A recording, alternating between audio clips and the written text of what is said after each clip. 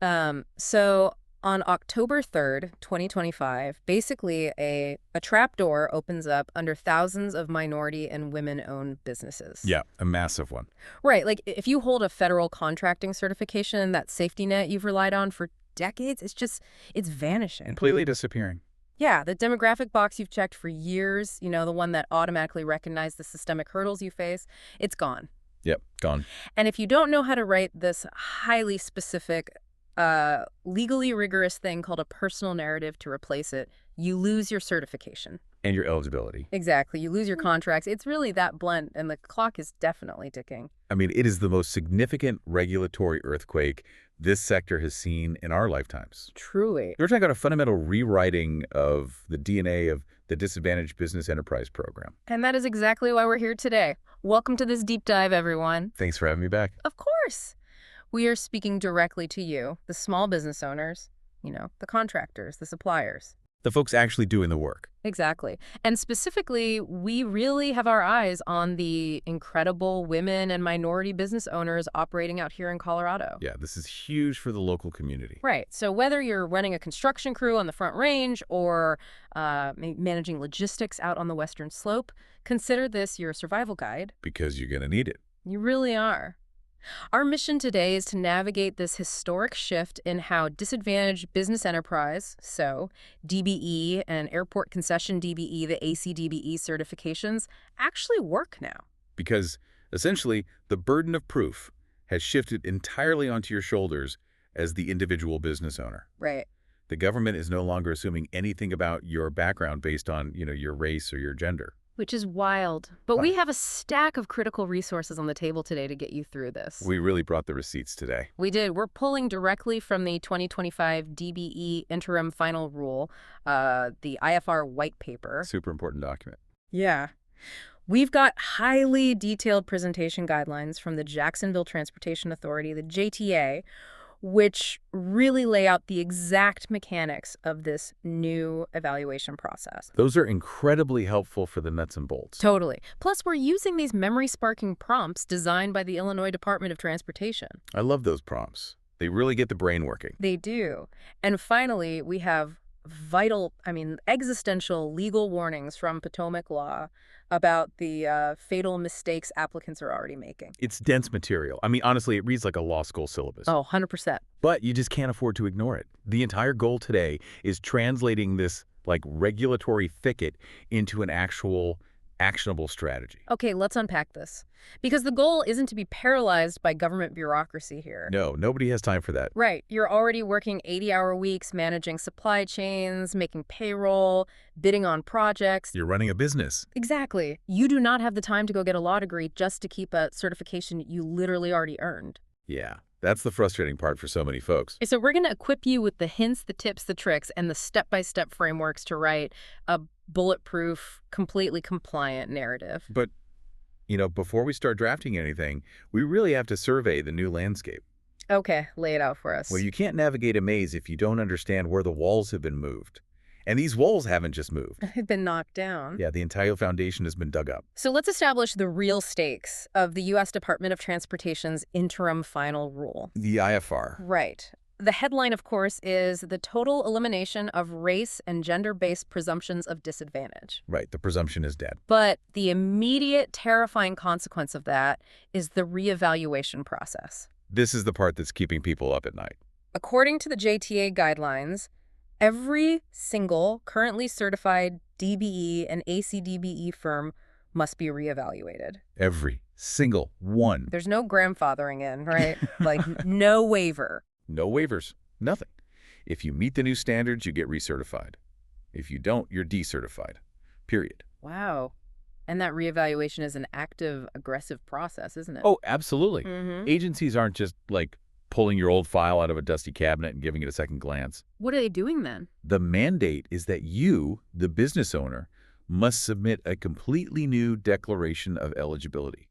a DOE. Okay, a DOE. Right. And you have to submit this new exhaustive personal narrative alongside updated financial documentation right on the anniversary of your original certification. So they're basically hitting the reset button on everyone simultaneously. Exactly. It's a massive system reset. Okay, here is a detail from the source material that legitimately made my blood run cold. Oh, I know which one you're talking about. The temporary suspension of goals. Yeah, that's the kicker.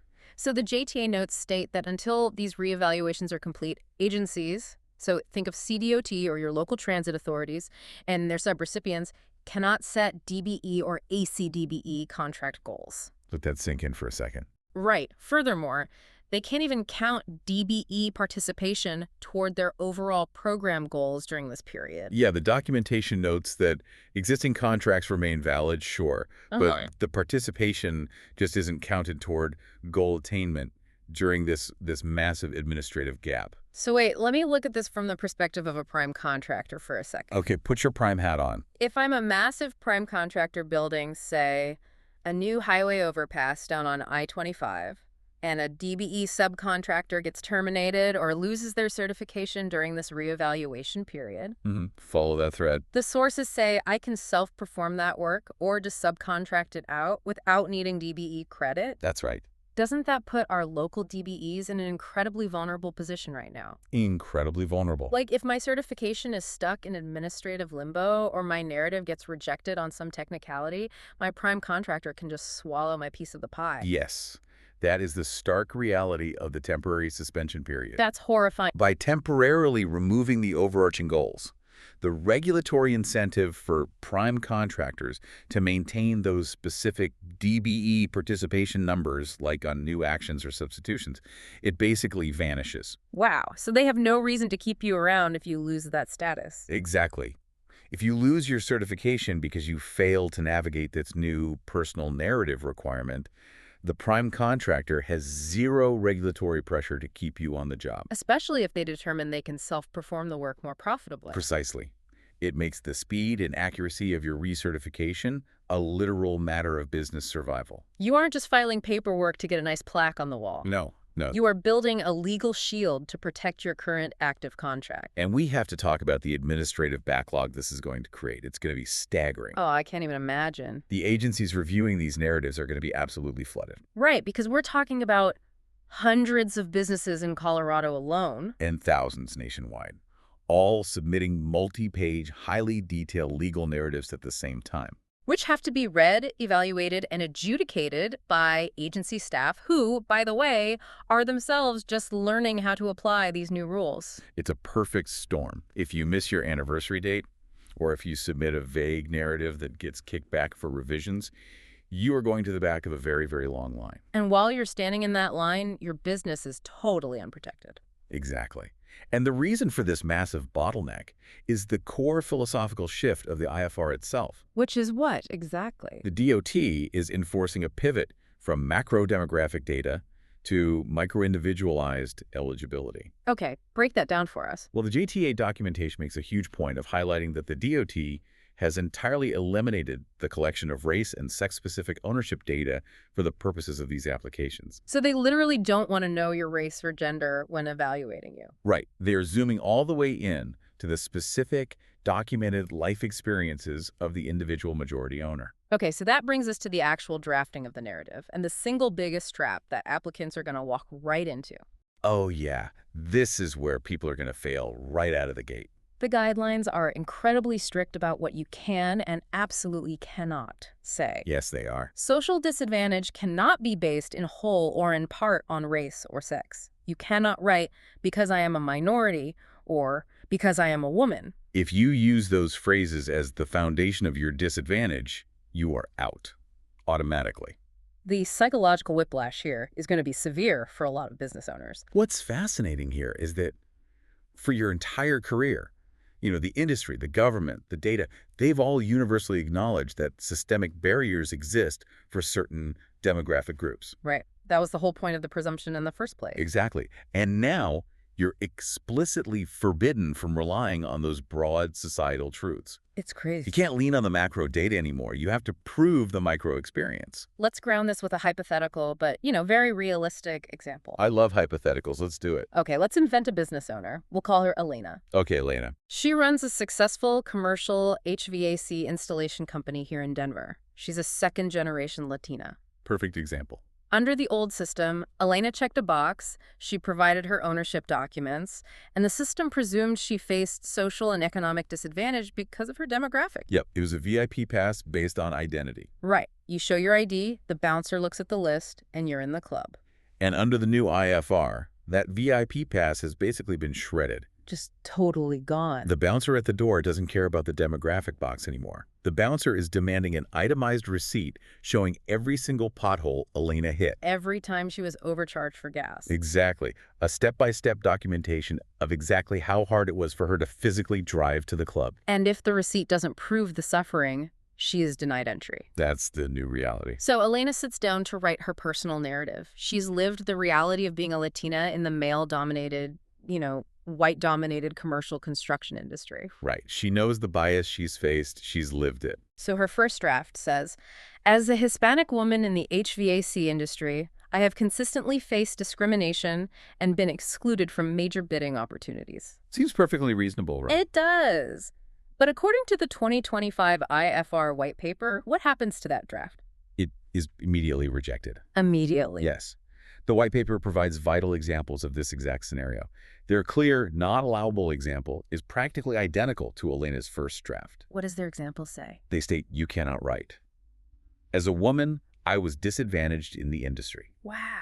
The problem with Elena's draft is that it relies on a demographic category. It asks the government evaluator to just fill in the blanks about what being a Latina in construction actually entails. And the new rules prohibit the evaluator from making those assumptions. Exactly. They cannot fill in the blanks for you anymore. I mean, this feels almost like gaslighting. It really does. You're demanding someone explain the discrimination they faced, but forbidding them from using the very words that society uses to define that discrimination. It is an incredibly tight needle to thread. Legally, the DOT has structured this to ensure the program focuses purely on individualized eligibility. So Elena has to describe the mechanism of the exclusion, not the demographic label. Yes. She has a hyper-focus on specific incidents of cultural, linguistic, or community background bias. Well, the white paper gives an allowable example to contrast the bad one. Let's hear it. The allowable version reads, due to my limited English proficiency, I was excluded from key business meetings, resulting in lost contract opportunities. Notice the stark difference there. Yeah, it doesn't mention race or sex at all. The allowable example identifies a specific, individualized, barrier-limited English proficiency. Right. And then it connects that barrier directly to a tangible business consequence. Exclusion from meetings and lost contracts. Boom. Cause and effect. But wait, what if Elena's primary language is English? She's second generation. She grew up in Denver. That's a great point. The JTA guidelines actually touch on this when they mention birthplace. They explicitly say that simply stating you were born in a particular country does not, on its own, demonstrate social disadvantage. Being born in Mexico or Colombia is just a demographic fact to them. So what does she do? This is precisely why she has to dig deeper into the concept of community background. How so? Instead of saying, as a Latina, Elena's second draft needs to sound more like this. Because of my specific community background and cultural ties within my neighborhood, I was systematically excluded from the legacy contractor networks in the Front Range. Oh, that's clever. Right. And she could add, these networks operated through generational relationships in private industry mixers that my cultural background deliberately barred me from accessing.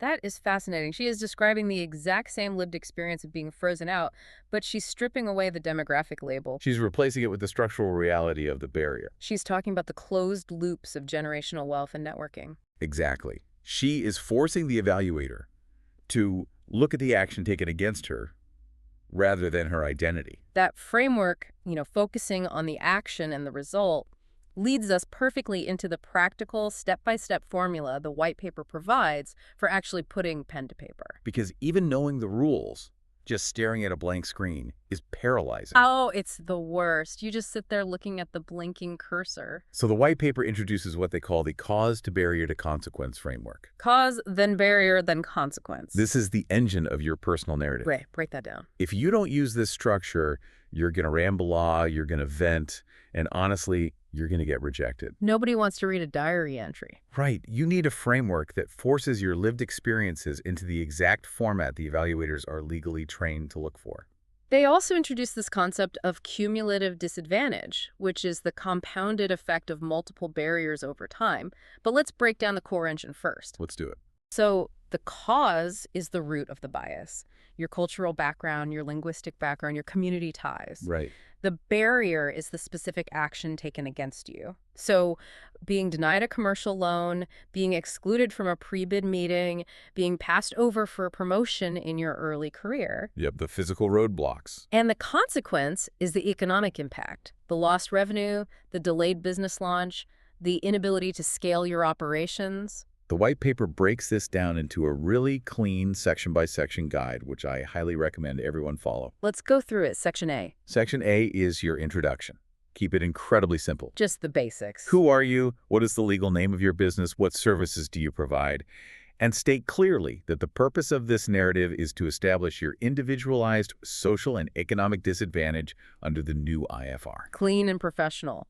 Then we get to the meat of it. Section B is social disadvantage. This is where you describe the specific incidents of exclusion or bias. So this covers the cause and the barrier. And then Section C is economic disadvantage.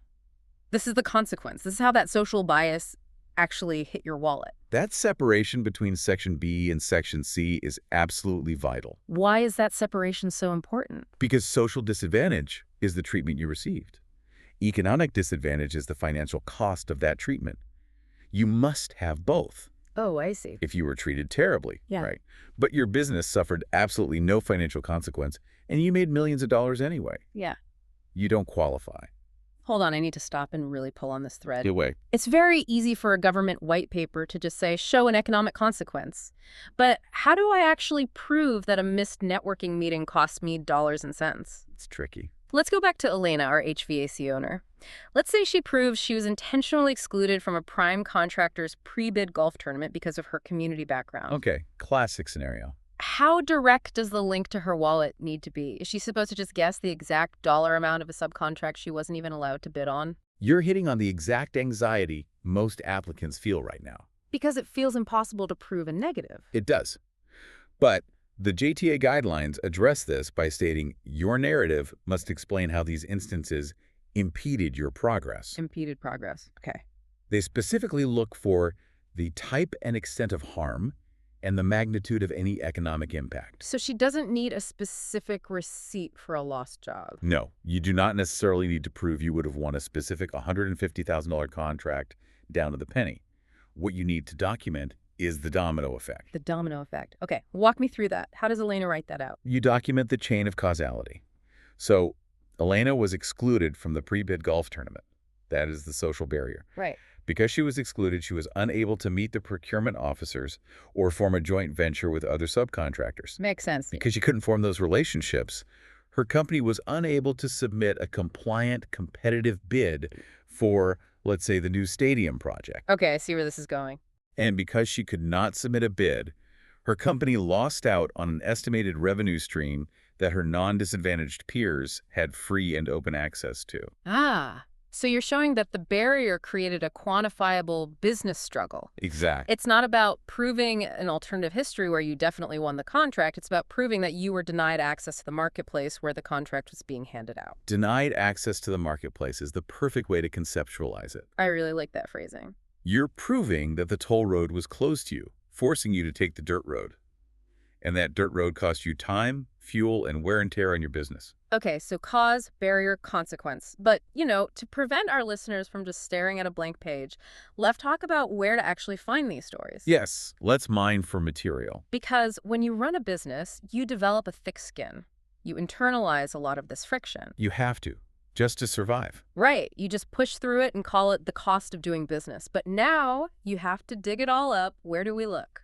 Well, We can pull directly from the memory-sparking prompts provided by the Illinois DOT and the JTA guidelines. These are so helpful. They provide specific categories to mine for your narrative, ensuring you build a comprehensive picture of that cumulative disadvantage we mentioned earlier. Here's where it gets really interesting. The first category they give us to brainstorm is educational barriers. Which throws people off. It really does. They define this as denial of equal access to higher education, exclusion from professional associations, or social pressures discouraging business pursuits. Let's apply this to Elena. Think about the educational tracking that happens in high schools. Okay. Perhaps Elena was exceptionally gifted in mathematics and wanted to pursue mechanical engineering at a state university. Makes sense for an HVAC owner. But due to her cultural background and the demographics of her high school, her guidance counselors aggressively pushed her away from the university track. Oh, wow. They steered her purely toward vocational trade programs, assuming she wouldn't fit into the collegiate engineering culture.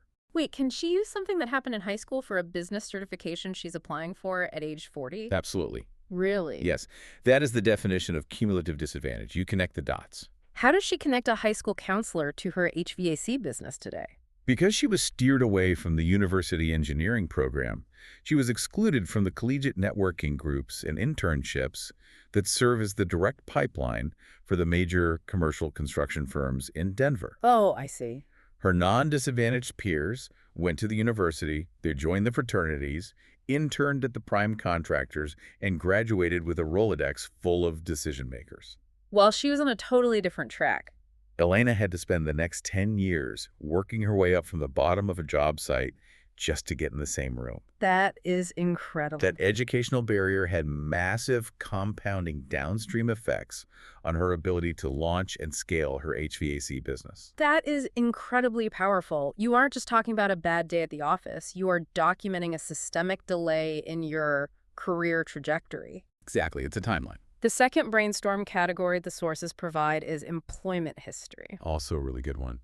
They say to look for unequal treatment in hiring, promotions, or pay that impacted your ability to become a business owner or entrepreneur. This is a critical one to unpack because it directly links social bias to seed capital. Seed capital. Okay, explain that. Let's say Elena is in her late 20s, working as a project manager for a large, non-minority-owned HVAC firm. Okay.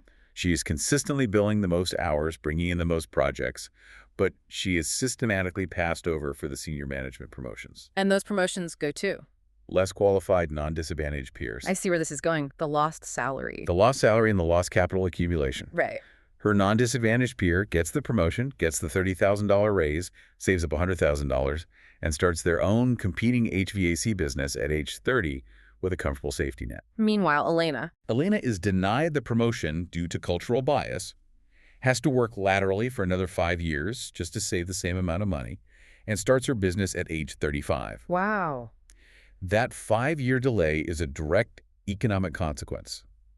She lost 5 years of compound interest, 5 years of market share, and 5 years of brand building because of employment bias. You are connecting an old paycheck to your current balance sheet. You are literally showing the evaluator the invisible tax you have been paying for decades. Invisible tax is the perfect phrase. The third category they give us is business challenges and history. This one is usually the most obvious to people. Right. This includes unequal access to credit or capital, unfavorable loan terms, or exclusion from professional networks compared to non-disadvantaged peers. This is the most direct route for your narrative, and usually the easiest to quantify. Like getting a loan. Exactly.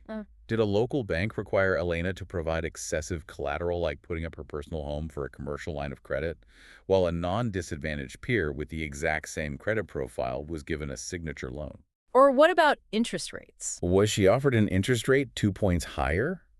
Was her equipment financing saddled with subprime terms, despite a stellar repayment history? And it isn't just banking, right? It's the supply chain. Oh, big time. Are suppliers giving her net 30 terms while giving her non-disadvantaged competitors net 90 terms, basically suffocating her cash flow? Exactly. When you synthesize these three categories, education, employment, and business challenges, you build a holistic case of what the JTA slides call systemic barriers, and denied opportunities. You're presenting your past not as a series of isolated moments of bad luck, but as a documented timeline of systemic friction. You had to push harder against the wheel at every single stage of your life. But a memory is just a story, and a story without proof is just an anecdote. Now, the government does not care about anecdotes. They really don't. The government does not hand out federal certifications based on anecdotes. That brings us to the hardest part of this entire process. Documenting it. How you must actually document these brainstormed memories to meet the new regulatory standards. This is where applications will live or die. The narrative gets their attention, but the documentation secures the certification. We are bringing in the warnings from Potomac Law here. Oh. They explicitly list mistake number 4, leaving out the detail. This fatal mistake. They state bluntly that vague claims will not make you successful. You can't just write, "I was treated unfairly by banks and suppliers." The JTA guidelines spell out exactly what detail means. They demand concrete data points. Like what? They want the when-specific dates or defined time periods. They want the where the exact location, the branch of the bank, the specific job site. Getting granular. Very granular. They want the name of the individual loan officer, the specific networking group, the institution. They want a granular description of the conduct. And finally, they want the why. Quick step right there. The why. Yeah, that's the tough one. Proving who, what, where, and when is just aggressive record keeping. But proving why, how on earth do you prove that someone else's action was motivated by bias rather than a legitimate business reason? It's incredibly difficult. Especially when we are forbidden from using race or gender as the excuse. If a banker denies Elena a loan, they are never going to put in writing denied due to cultural background. No, of course not. They're going to say it was a business decision based on market risk. So how does she prove the why? That is the most difficult hurdle in the entire IFR. To overcome it, you have to understand the legal standard of proof you are operating under. Which is? The Illinois DOT and JTA guidelines both state that you must prove your case by a preponderance of the evidence. Okay, let's translate that into plain English. What does preponderance of the evidence actually mean for a business owner sitting at her kitchen table writing this? Think about criminal law. On television, you always hear beyond a reasonable doubt. Right, like Law and Order. Right. That means you need a smoking gun. You need a video recording. You need 99% certainty. But this isn't criminal court. No, preponderance of the evidence is a civil standard. It simply means more likely than not. More likely than not. If you put the evidence on a balanced scale, your side just has to tip it to 51%. It just has to be slightly heavier than the alternative explanation. So Elena doesn't need a recorded confession from the bank manager. No, she does not. You prove the why by establishing a detailed pattern of behavior and by methodically eliminating the legitimate business excuses. Eliminating the excuses. Yes. When you eliminate the standard business reasons for a denial, bias becomes the only logical explanation left on the scale, tipping it to 51%. Let's do a live workshop of this. Let's write Elena's bank loan denial using this strategy. How does she box the bank in? First, she documents the concrete details, the who, what, where, when. So on March 15th, 2022. Right. At the downtown Denver branch, commercial loan officer John Smith denied my application for a $150,000 equipment line of credit. That is the baseline. Okay, now she has to eliminate the business excuses. Exactly. She writes, at the time of application, my business had a debt-to-income ratio of 15%, a corporate credit score of 800, and 3 years of audited, profitable tax returns. Nice. I met or exceeded every published underwriting metric the bank requires for this specific credit line. And she attaches the financial documents to prove this. So she has now legally eliminated financial risk as the reason for denial? Yes. But the bank could argue market conditions in the HVAC sector were risky at the time. Ooh, right. They could say the whole industry was soft. So Elena anticipates that and provides comparative evidence. She adds, during that same fiscal quarter, I am aware of a non-disadvantaged, a white, male-owned HVAC company of similar size in the same market. Yeah. Who applied for the same line of credit at the same institution. And what happened to him? Despite having a higher debt-to-income ratio and fewer years in business, his application was approved without the requirement of personal real estate collateral, which was demanded of me. Boom. You take away the financial excuse, you take away the market condition excuse. Okay. The only thing left standing in the room is disparate treatment based on her community background. That is how you tip the scale to 51%. You build a highly detailed circumstantial trap. That strategy is brilliant, but it relies on having actual evidence to back up the They story. need the receipts. Building on that burden of proof, let's detail the physical documents you need to gather to support this beautifully written narrative. The golden rule of evidence. Right, backing up the claims. The JTA guidelines give us a specific list of supporting evidence types to mix together. Mixing qualitative and quantitative evidence is how you make a narrative unassailable. The first type they list is letters and testimonials. These can be tricky. They suggest collecting recommendations from colleagues, mentors, or business associates who can corroborate your experiences. But let's be real, asking someone to write a letter saying they witnessed discrimination is a huge ask. It is. People get scared of legal liability. They do, which is why you have to be very clear about what a good letter of corroboration looks like. Right. You do not want a generic character reference. She's a great person. Yeah, a letter saying Elena is a very hard worker and a great HVAC installer is utterly useless for this application. The government doesn't care if you're nice. The government doesn't care if you are a hard worker, they care if you are disadvantaged. So what should the letter actually say? The letter must attest to the barrier. It needs to read something like, "My name is David. I am a senior project manager at XYZ Construction. I was present at the industry mixer on June 10th, 2023. Very specific. I personally witnessed Elena being intentionally excluded from the prime contractor's networking circle due to linguistic and cultural bias. Wow, okay. I observed similarly situated, non-disadvantaged peers being invited to the private bidding discussions while she was explicitly turned away." The letter verifies the event, not just her character. Exactly. You are building a paper trail of witnesses. The second type of evidence is statistical data.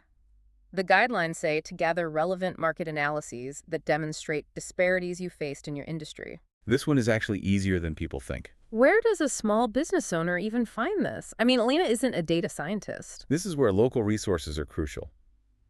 Every state and many large municipalities conduct disparity studies periodically to justify their own contracting goals. Oh, right. You can go to the Colorado Department of Transportation website or the City of Denver's contracting portal and just download their most recent disparity study. And how do you use it in the narrative? Do you just attach a 500-page PDF? No, you pull out the relevant stats. You use it to provide macro-level context for your micro-level experience. Give me an example. If Elena claims she was denied access to capital, and she attaches a published, government-funded disparity study showing that Hispanic-owned construction firms in Colorado receive commercial loans at a rate 38% lower than the state average, it bolsters her claim immensely. That's powerful. It tells the evaluator, "I'm not making this up. Your own data proves this systemic issue exists. Here's how it happened to me specifically." The third category is other documentation. The JTA slides say to include certifications or awards showing achievements despite the documented challenges. This goes directly to proving the economic disadvantage portion. How so? If Elena includes an award for Best Commercial HVAC Installation of the Year, but her financial documents show her profit margins are trailing industry averages, it paints a very clear picture. Oh, I see. It shows she possesses elite technical capability, but she is still struggling financially. It highlights that the missing ingredient isn't her skill or her work ethic. It is the equal access to the marketplace that was denied to her. Now, here's a practical administrative question that every listener is asking right now. Let me guess. Word count. Yes. How long does this personal narrative need to be? Are we talking a 2-page letter or a 50-page thesis? The JTA guidelines address this explicitly. They state, there is no requirement that your personal narrative be of any certain length. So it could be 2 pages. It could be. But remember the standard preponderance of the evidence. The 51%. Right. The depth of the evidence is what matters, not the word count. So quality over quantity. If Elena can establish the cause, the barrier, and the consequence, complete with detailed who, what, where, when, and why, backed by corroborating letters and disparity data, all in 5 pages, then it is a 5-page narrative. But if she writes a novel... If she submits a 20-page narrative filled with vague grievances, adjectives, and no concrete evidence, it will fail. Length does not equal proof. As we wind down this deep dive, we have to address the elephant in the room, the psychological barrier of the application process itself. It is daunting. Because this is exhausting. We are bringing in one final warning from Potomac Law. They outline mistake number 5, not submitting a personal narrative. It seems almost absurd to mention it, It right? really does, but it's a huge issue. It is the single most common pitfall when a regulatory system becomes this complex. Analysis paralysis. Potomac law states bluntly, the number one way to ensure that you will not be recertified is to fail to submit your personal narrative. You literally disqualify yourself. If you look at this new October 2025 landscape, look at the evidentiary requirements, throw your hands up and say, this is too hard, I don't have the time to deal with it, you are out. It is auto decertification. And that is exactly what many agencies are quietly expecting. Wait, really? Oh yeah, they expect a massive attrition rate simply from business owners who decide the paperwork isn't worth the headache. That is so depressing. Potomac law actually makes a really empathetic recommendation here, though. What's their advice? They say, if you are having trouble thinking of material for your personal narrative, that is not unusual.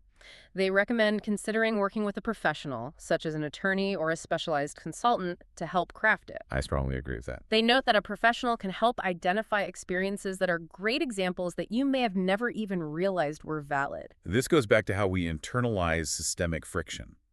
A good consultant who understands the IFR regulations can sit down with Elena, interview her, listen to her 20-year career history, and point out the barriers she thought were normal. Like having a fresh set of eyes on your life. They can say, wait, stop right there. That time you were forced to accept a subprime rate on your equipment financing even though you had an 800 credit score. That wasn't just a tough market. Right. That is a textbook example of a systemic barrier based on community background. Let's pull the emails from that transaction. I want to speak directly to you right now. We know how intimidating this feels. It's heavy stuff. You are being asked to mine your own personal hardships, your own professional traumas, your memories of being treated unfairly, and you are being ordered to package them up neatly onto a sterile government form under threat of losing your livelihood. It is emotionally exhausting. But your business is worth fighting for. The contracts you have secured, the employees you make payroll for every Friday, the infrastructure you are literally helping to build in your communities, it is all worth navigating this paperwork. 100%. Do not self-reject. Do not let the bureaucratic complexity of the interim final rule be the reason you walk away from the table. If we connect this to the bigger picture, think about reframing the entire process.